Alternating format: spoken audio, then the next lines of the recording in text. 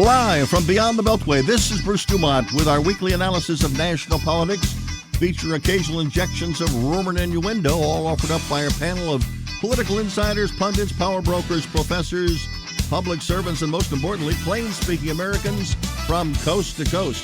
Tonight featuring commentary by Democrat Richard Boykin, immigration activist Rosanna Pulido, conservative commentator Chris Robling, Chicago Alderman Raymond Lopez, Phil Vattel of the Chicago Tribune, and owner-creator of Cronies in Laguna Hills, California, Dave Folds. Our program tonight coming to you from our home base at the beautiful WCGO studios in Evanston, Illinois. Nice to have you with us. Phone lines open at 1-800-723-8289. Another full 2 hours for you. In hour number 2, by the way, just a little promotion for what we're coming up in hour number 2. We're going to be talking about the problems of the restaurant industry. I mean, there's this hundreds of millions of dollars are being lost throughout the country by small and large people in the restaurant business. We're going to talk about that in hour number 2, including an effort in the House and the Senate to provide $120 billion in support for America's restaurants. But again, I want to begin with our first guests, and they are Richard Boykin, who is a longtime Democrat guest on this program. Rosanna Pulido joins us. She's very active in the illegal immigration effort. And also we welcome conservative commentator Chris Robling. They all join us tonight. And I want to throw this up, and I'm going to let you respond to this first, Rosanna. Last evening in Washington, D.C., there were demonstrators in support of the president, and they engaged, according to the published reports, or they returned engagement from those on the left in the United States. And both were out there protesting. They were both out exercising their rights, and yet the violence broke out. And again, my question to you is, do you expect this to continue as long as it is debatable whether or not Joe Biden was elected fairly and squarely as president of the United States? Absolutely. And I believe that once, we really haven't seen, other than Portland, the riots going on like they were. But I believe if Donald Trump comes out victorious, every major city in the United States is going to be burned down by these protesters. I really believe that. If that is the case, and that's the result of your preamble there was, if Donald Trump is determined president of the United States. That's Most correct. Indications are that he's not going to be determined as president of the United States. So my question to you is, if that reality stands, do you still think there's going to be violence in the streets as protests erupt on the other side or the Trump side? Are you saying that if Joe Biden is successful in stealing the election, there's not going to be any riots in the street? Because I believe they're all democratically led. Okay, no. Here's my question: if Joe Biden is the president of the United States, are those who are on your side of this issue, who have been involved in some violence in the past? I'm not saying who started it. Do you think that mood in the country is going to continue by people who are very upset because they believe, as you do, that this election was stolen? No, I don't believe that's our way, because it could have been going on right now because of all the inconsistencies that we see in the election and the fraud and the errors coming up. I'm going to let you haven't seen riots in the street. I'm going to let you elaborate on that. But I do want to bring in Chris Robling. I want to go to you. Same question to you. What we saw last night in Washington, again, based on some reports, they certainly singled out the Proud Boys and clearly described them as a right-of-center group supporting Donald Trump. And then they described the others as dressed in black. They didn't say Antifa. They didn't put a name on them, but they all said they were dressed in black, which, at least according to, the political fashion statements of the year, those that have been dressed who show up for these events tend to be a member of Antifa, although that was not mentioned last night. So my question to you is, can we have a peaceful disagreement in the country over the results of the election, or do you think that what happened last night is likely to happen again? Well, I think that we can have a peaceful disagreement. Like, I suppose I'll disagree with my friend Richard here peacefully, but I do also think it can happen again. And I think what's interesting about yesterday, and I think that this bears up after you study the arc of these disturbances, these riots that have taken place ever since Memorial Day weekend, very sadly, is that when Republicans or Trump supporters or folks who do not adhere to the establishment leftist line are out and about, they get attacked. They get attacked in Washington. This is the third time we've had these attacks. There was the night that the president nominated Amy Coney Barrett. And the folks who left from that on the South Lawn of the White House, just trying to get back to their hotels, they were attacked. Then we had the big Trump rally shortly after the election or shortly before, whenever that was. And folks who lingered late in downtown DC, where I lived for 11 years, love it very much. They were attacked by Antifa people. They were attacked by other thugs of the left. So it is your position. And then I want to bring Richard in. It's your position that the vast majority, if not all, of the violence over the last year, but let's focus on last night, it really comes from the left against peaceful protesters, allegedly peaceful protesters on the right, including the Proud Boys. Is that your position? Well, I really don't know about the Proud Boys, and I don't believe the national media about it. Gosh darn, if they told me the sun rises over Lake Michigan, I wouldn't believe it. Okay, well, I'm putting in context. I understand that their name is being thrown around, but I don't know that they were there. And just because the national media says it doesn't mean I'm going to believe it. Okay, let's go to Richard. What I'm going to say is this. I want to go to Richard Boykin. I want to engage everybody, and then we'll go back to you for a second helping. Go ahead, Richard, your reaction on what happened specifically last night in the streets. And as long as a large portion of Americans feel that this election might have been stolen, are we likely to see this type of demonstrations and that brews into violence in the country? Gosh, I sure hope not, Bruce. Look, the election results are what they are. And obviously the Supreme Court has declined to take this case that Texas brought. I mean, the theory about which they brought it was kind of weird. But the election is going to be certified through the Electoral College tomorrow. And Joe Biden will be declared the winner of this election. Now, it is my hope that we can all come together, Democrats, Republicans, independents, all of us, as we fight this pandemic that's in front of us, this COVID-19. I mean, we need everybody on board to fight this. When we come back, I'm going to talk about the unity that you're hoping for with COVID and how much of that spills over to the other side of the American populace. I've got to pause. 1-800-723-8229 from coast to coast in Evanston, Illinois. This is Bruce DuMont on Beyond the Beltway.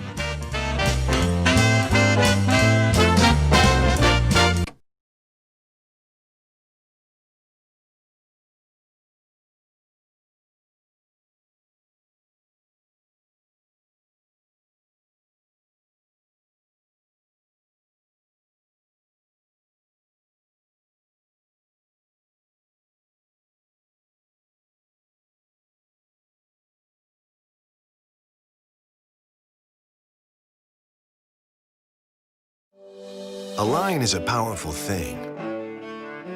It connects the global economy to your living room, cleaner air to stronger markets, factory floors to less crowded roads, today's progress to tomorrow's promise. Norfolk Southern. One line, infinite possibilities.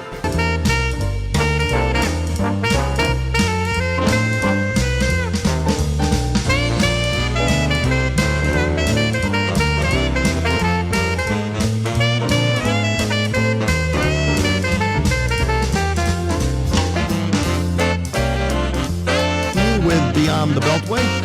This is Bruce DuMont, thank you very much for joining us this evening. 1-800-723-8289. I want to go back to you, Rosanna, just to make your point, because I said in response to your first question, you were going to give me chapter and verse as you see what happened in the election. But let me begin by asking the question this way. Do you believe that the president would need to flip the election in 4 states in order for the numbers to change in his favor? You know what, Bruce? Well, first, I have to say this. I've never heard or met Richard before. Okay. He has such a calming voice that Yes. if we have to discuss anything with the other side, he ought to be the lead because he sounds like such a statesman and he just has a calming effect. Well, he's also a minister. There you go. So about the election, you know what, Bruce? This is my feeling.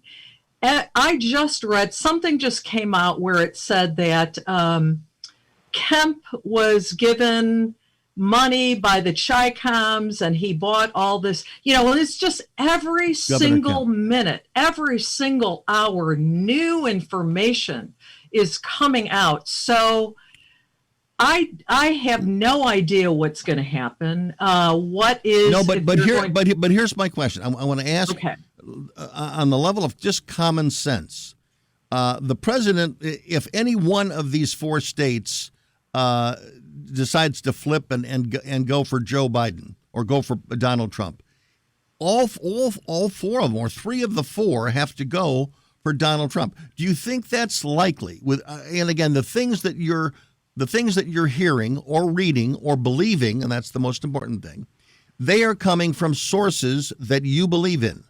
The sources that you believe in are not necessarily, most likely, not the sources that Chris Robling might agree with or Richard Boykin or many people listening to the program this evening. So my question is how do you know who's telling the truth? And in this particular case, doesn't it have to be almost 100% that you've been lied to for you to flip your opinion and say that Joe Biden is the legitimate president-elect? I'll tell you who I'm following. I'm following Sidney Powell and watching her lead and what she's doing and the statements she's coming out with. Are you disappointed that she has failed to provide hard evidence that has been reviewed by a judge where a judge agrees with her? That hasn't happened anywhere. Well, there's so many facets to this. It's almost like a diamond. There's so many facets to it, and they're trying to attack them all.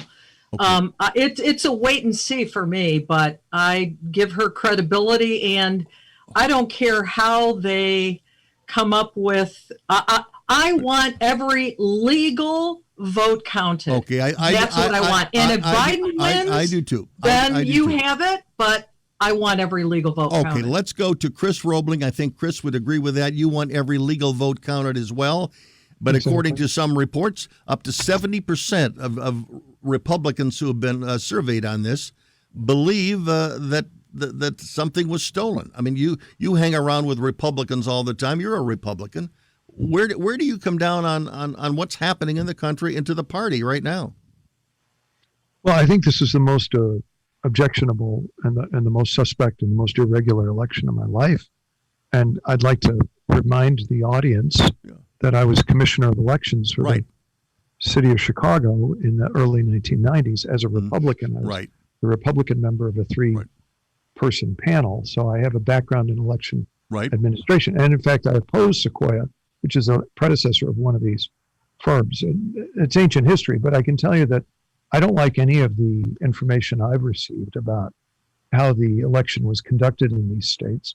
I also don't like the quality of lawyering that the president has had, and I don't think they've had any kind of litigation communications. I mean, you mentioned the thing about Sidney Powell. I think she has shown up with a lot of evidence, but I understand what you're saying about the judge. And that gets back to the lawyering. I would also say that I think that Joe Biden has an enormous stake in a complete airing of everything that the Trump people have come up with. And I think that's how Biden gets to a stature beyond partisan pugilist. I think if he were to embrace these issues and say, look, let's run this down. Let's see what happened. Just what Rosanna was saying. If he's the winner, he's the winner. And I'm going to absolutely pray for the guy and wish him the very best. But right now, I just think that we're listening to a media that was wrong about Russia. They were wrong about impeachment. They were wrong about Joe Biden's son. They were wrong about Joe Biden and his involvement with his son. They're just members of the Democratic Party who happen to work for the Fourth Estate. And I don't. But they are also. But I will. We've got to really run this thing down. I will say that there are many partisans in the media, but many of those partisans in the media, they would say, I am doing to this story what I would do to any other story.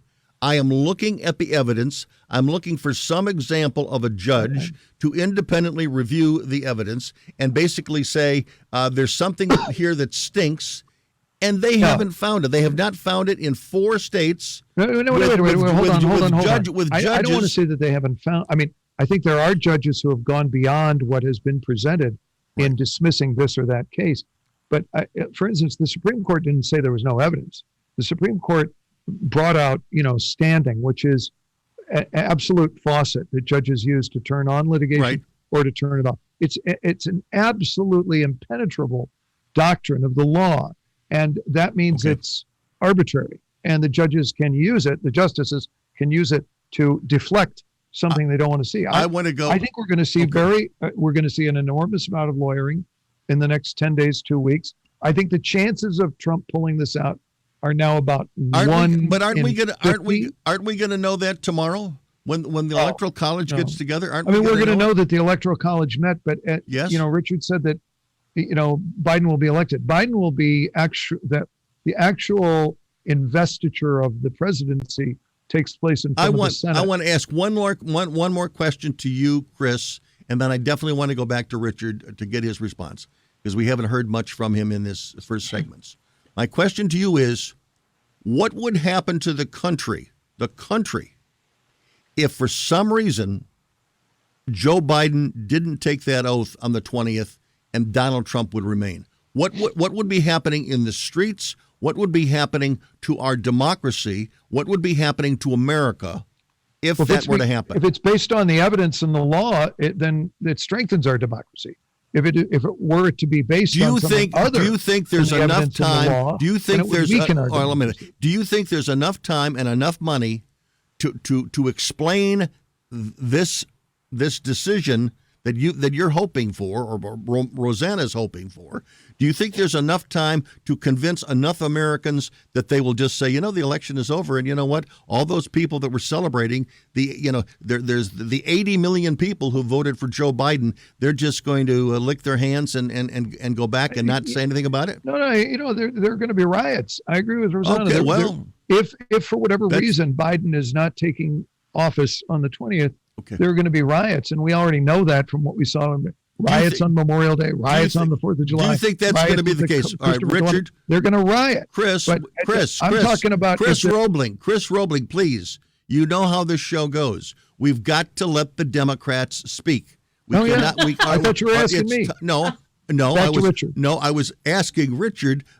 If I was going to go to the question, I want to make sure that Richard is weighing in and getting a fair piece of time here. Richard, first of all, do you agree that if this situation arose that I have just described, there probably would be demonstrations that would turn into riots in many American cities? No question about it, yes. Okay. There would be total anarchy in the streets. Okay. So is there any,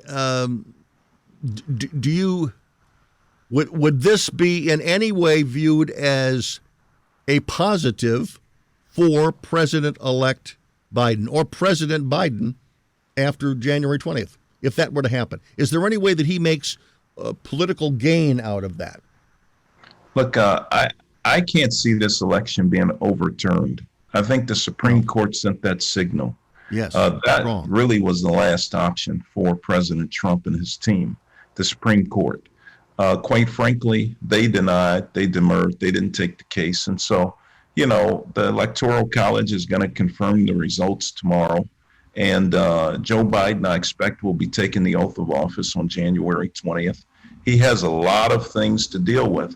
We need Republicans. We need President Trump to come forward and accept the results of the election. We need him to participate in a real cooperative manner in terms of the transition. Look, we're fighting this pandemic. There's so many millions of Americans who've lost their jobs. They've lost hope. We got a little hope because we got the vaccine getting ready to begin the process. And we hope to have 100 million people vaccinated by the end of March. Mm-hmm. But quite frankly, until we have widespread vaccination, then maybe we can get back to some sense of normalcy. But it's going to take everybody. It's going to take Republicans, Democrats, and independents working together to move this country forward. We can do it. Look, democracy is a great thing, and I respect people's right to protest. Nobody should be beaten because they're protesting. John Lewis is the prime example of someone on the Edmund Pettus Bridge who was beaten just for protesting. We shouldn't have that. We move beyond that time. Respect people's right to protest, but we got to move on and we got to tackle the big issues facing our country. All right, we've got to pause. 1-800-723-8029 from coast to coast and border to border. Good discussion this evening. We're going to switch to a different topic when we come back with our guests. I'm Bruce DuMont. Thanks for joining us tonight. Happy holidays.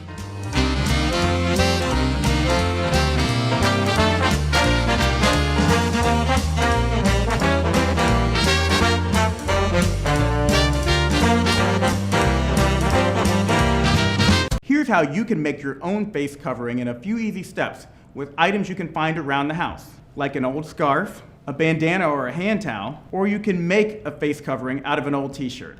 Fold it to the middle from the bottom, fold it to the middle from the top, fold it again to the middle from the bottom, and again from the top, and then 2 rubber bands, one on one side and one on the other side.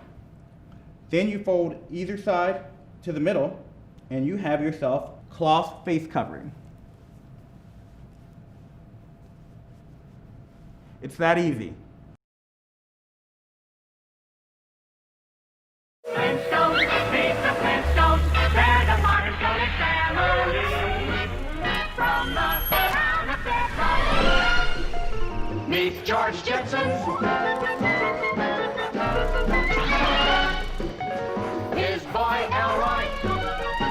With instant acceleration, electric cars are more fun to drive and more affordable than ever.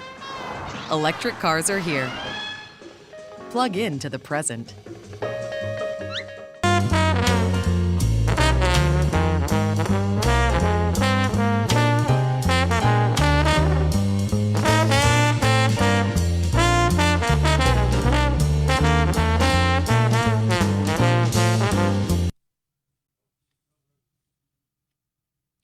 Bruce DuMont back. Thanks very much for joining us this evening. Let's take a moment to let each of our guests introduce themselves, and we'll begin with Chris Robling. Chris? Hey, everybody. I'm Chris Robling, and it's been a great privilege to be on the show for many years, decades, going back to the mid-1980s. And with my studio appearance up in Evanston, I've now been in basically every spot that Bruce has ever broadcast from, very good, which is a lot of fun. Rosanna Pulido, go ahead. Tell us, everybody, who you are. Hi, my name's Rosanna Pulido, born and raised in Chicago. I now am in Springfield, Illinois, but I've been on the immigration scene, I'd say, since 2003. Mm-hmm. I was one of the original Minutemen on the Arizona-Mexico border in 2005. I was invited to testify on illegal immigration before Congress in 2007. So when I want to go to sleep, I close my eyes and count illegal aliens jumping over the fence. Okay. And I should mention, as I do whenever you're on, you are a person that's been on this program for many, many times, at least a couple of decades. And you are a true believer in an issue that you lived long enough to see someone, including the President of the United States, take your issue seriously. And I want to talk more about whether or not you give them, what grade you give them after almost 4 years. But that's you are an absolute true believer, and I always appreciate people who stand by their positions and live to see some success. Richard Boykin also joins us. Richard, we go back at least a couple of decades as well. Tell everybody a little bit about your background and what brings you here this evening. Well, thank you very much, Bruce, and I want to thank my fellow panelists as well. I spent 13 years in Washington working for 3 members of Congress, Democratic members of Congress. Proud of that. I spent 4 years on the Cook County Board of Commissioners. I'm an attorney. I spent 13 years at Barnes & Thornburg. I now have my own law firm and consulting firm, Bridge Builders. And I'm proud to be a guest on your show, Bruce, that I think does tremendous work across the country. I want to say happy holidays to everyone out there who are listening tonight. Okay. Well, we thank you very much. I want to switch gears and talk about another issue that got quite a bit of press this week, and that is there is a growing number of people within the civil rights movement, and I want to expand the civil rights movement, including the Black Lives Matter movement, that are not happy with the complexion of Joe Biden's cabinet thus far. What is your take on that, your reaction to that? Richard. Thank you very much, Bruce. Look, I think that Joe Biden and Kamala Harris, the vice president, are doing a tremendous job in terms of making this cabinet the most diverse cabinet in the United States presidency history. Quite frankly, Marcia Fudge, a Democrat congresswoman from Ohio, has been nominated to be the Secretary of HUD. Secretary of Defense, Lloyd Austin, an African-American, Janet Yellen at Treasury. I mean, we have women, we have African-Americans all throughout. There are a number of posts to be filled still. And so I expect that we'll have a pretty diverse cabinet. And I'm very So what do you say? What do you say to those on the left and those in the Black Lives Matter movement who are already chirping up right now, making a news for themselves by suggesting that it's not black enough or it's not minority enough? Well, look, there are always going to be people who think that there needs to be more. And, we have to be sensitive to their concerns. But quite frankly, it's Joe Biden's pick in terms of the cabinet and who he wants to work with. And I have confidence that he's going to pick the right people and that he's going to pick people who are from diverse backgrounds and who understand what we need to do to move the country forward, to make sure that we put people back to work, to make sure that we work together across party lines and partisanship and that sort of thing. We got to put this behind us, and we got to bring this country together. Chris Robling, together. We got to move forward together. Joe Biden can do that. How successful is it that? Well, I want to just kind of follow up on the unity issue. How unifying are the people that have been nominated thus far for the cabinet positions or senior White House positions, Chris Robling? Is there a stinker in there or stinkers in there? If they are angering the left, then they're probably reasonable people, or at least less unreasonable. Well, they are. I don't think that there are any stinkers in there. I'm very proud about Joe Biden and his pick for defense secretary. I think that's historic.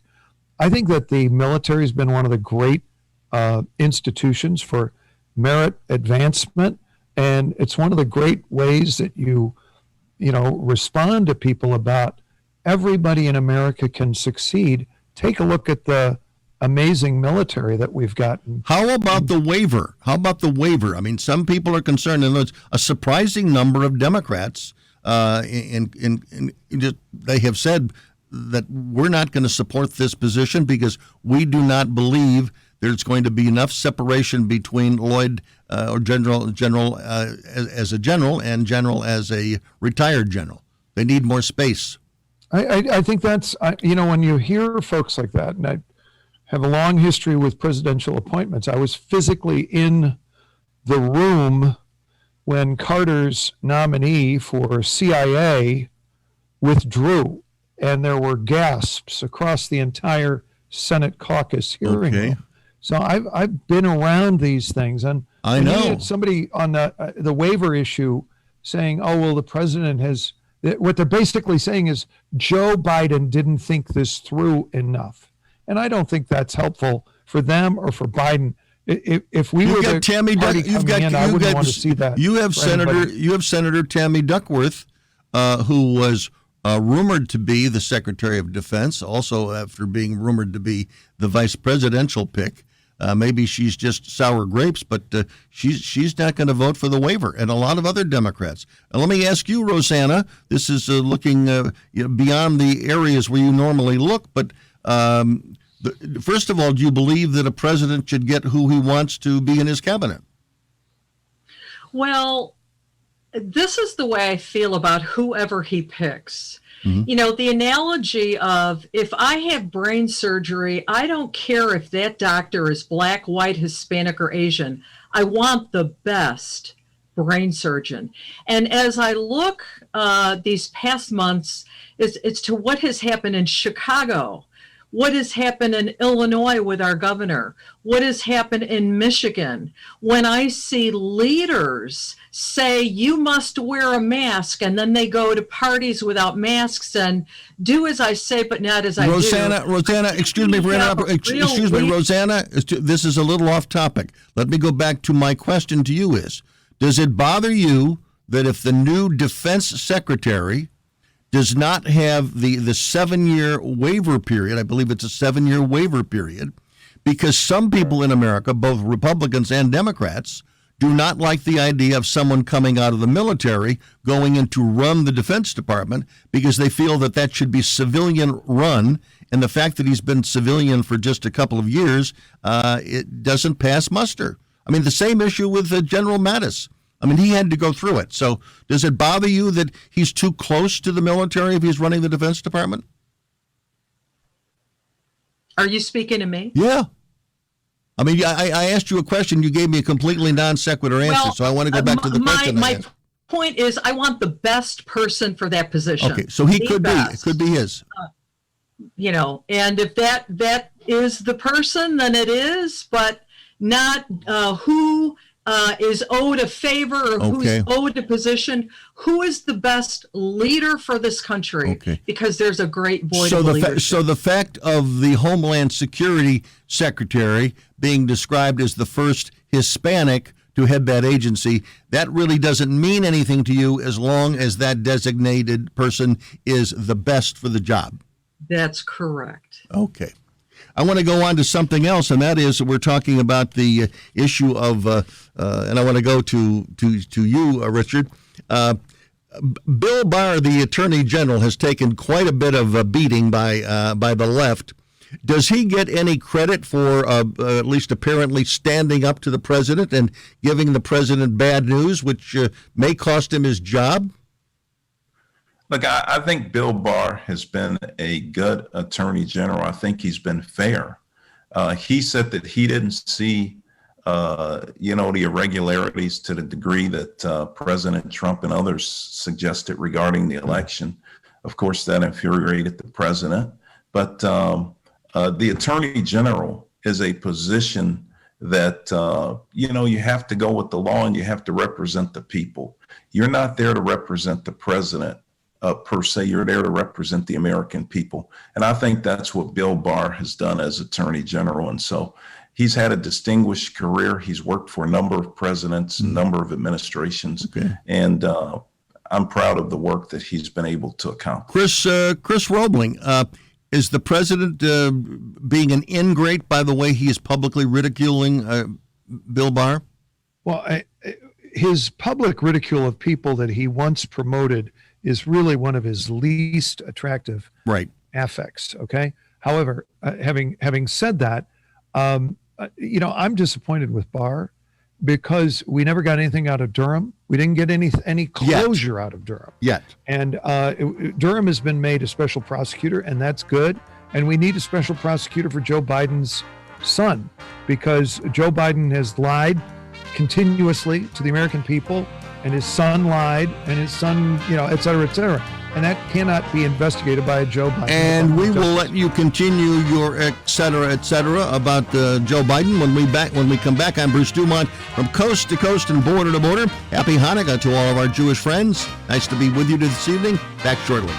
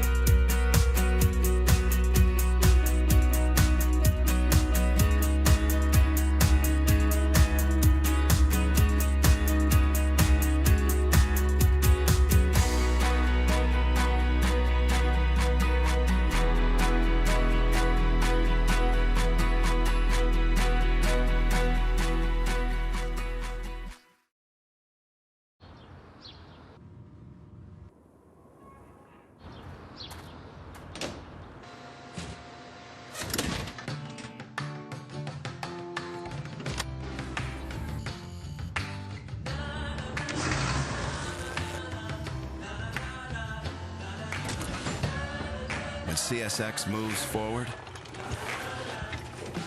so do the rest of us.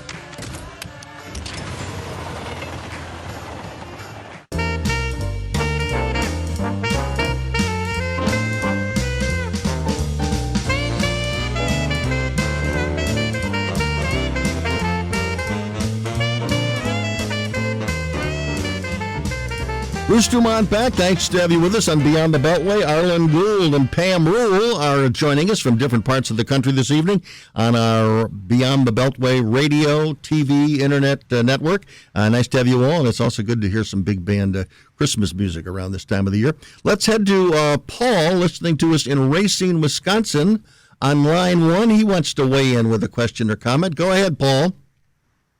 Well, first of all, to everybody on the show tonight, Merry Christmas. Merry Christmas Bruce, to you. I wish you would put that instead of Happy Holidays, but okay.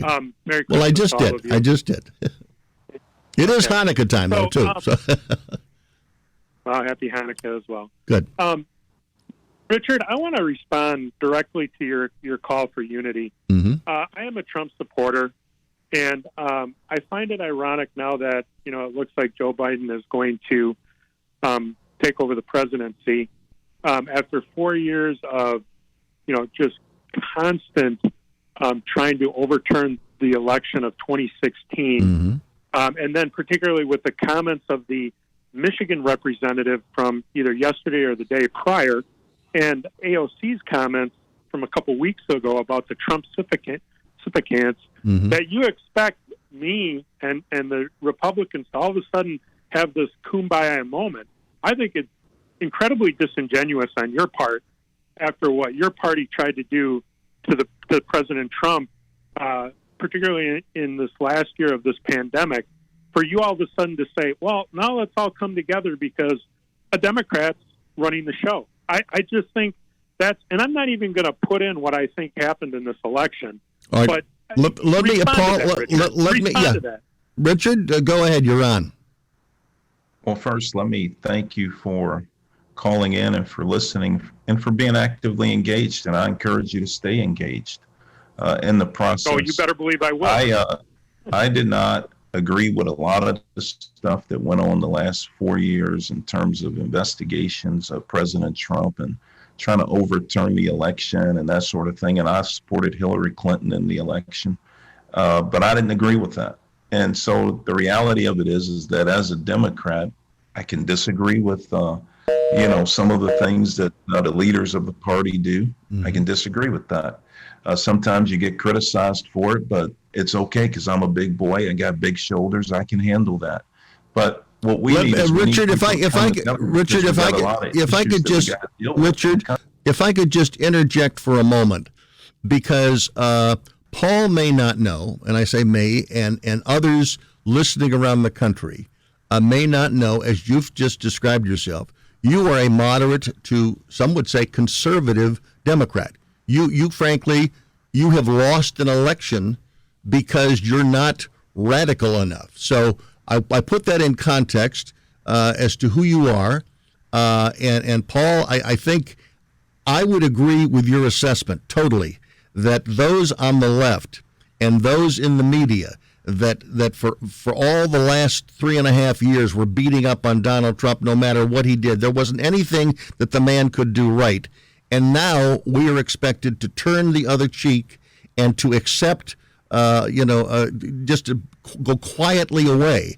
Those days are over. I think, unfortunately, we're going to be into several, maybe a couple of decades of this back and forth between elections because of the way in which Democrats, mostly Democrats, some independents, but mostly Democrats and the news media treated Donald Trump. They made things different. It used to be that you'd lose an election, the other side would wash their hands, they'd be furious for a couple of months, and then they would go back to being quiet and preparing for the next election. That didn't happen. People were out for the juggler, the president's juggler from day one. And now we're expected, those 74 million people who voted for Donald Trump, we're expected to just go by the wayside and shut our mouths. That's not going to happen.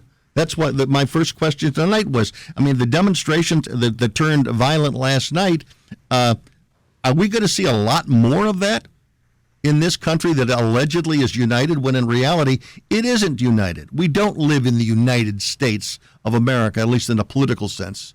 The country is too divided. What I'm saying, Bruce, is that I don't expect people to be quiet and just go quietly with the results. Look, there's an election coming up in Georgia that's going to be pivotal to who's going to run the Senate.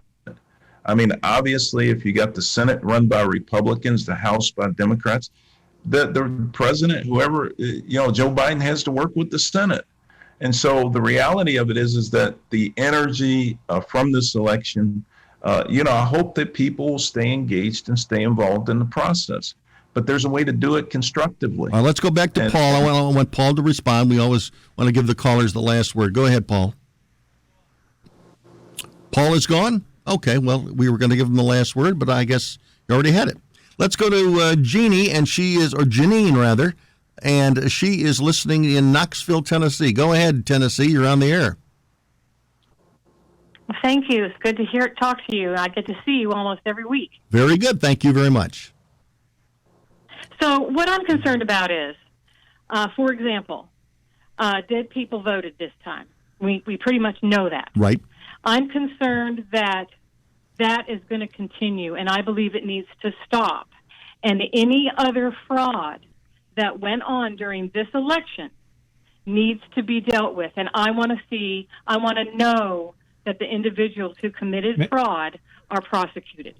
Chris Robling. That happened. Can I respond? Yeah. Chris Robling. Thank you, caller. I just want to say that it was a very good night for Republicans. They were elected all over the country in a lot of new places. And I think everybody on the Republican side of the aisle, I understand what Richard's saying, and where possible, we got to work with the new president. But Republicans everywhere need to get involved with election administration and make this a national issue, just like the caller said, Bruce.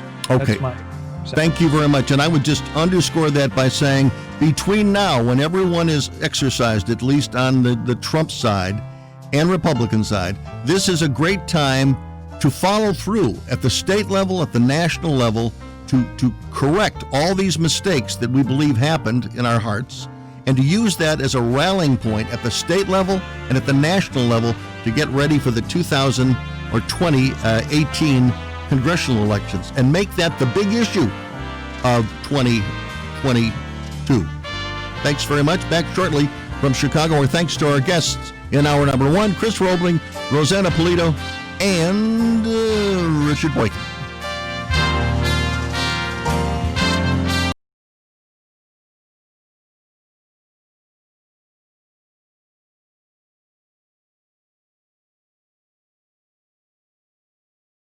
Not wearing a mask in public is like not wearing a seatbelt because no one else is. Or not wearing a life jacket because it's uncomfortable. Or not wearing a helmet because it's just one play. Or not putting me in a car seat because we're only going down the block. A mask is like anything that keeps us safe. It only works if you wear it. So wear a mask when you're out in public, because we're all safer and stronger when we go all in, Illinois. Today, fresh fruits and vegetables will go from a field in California to a grocer in Miami. A bottle of beer from Eagle Pass will journey to a restaurant in Manhattan. A 2x4 in Oregon will find its way to a townhome in Denver. A hybrid will say goodbye to Detroit and hello to a showroom in Austin.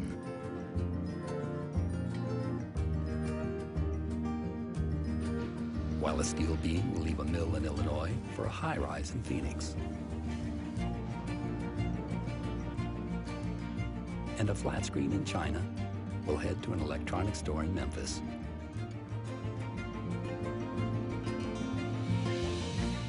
Because today, as every day, wherever you find business, you'll find us.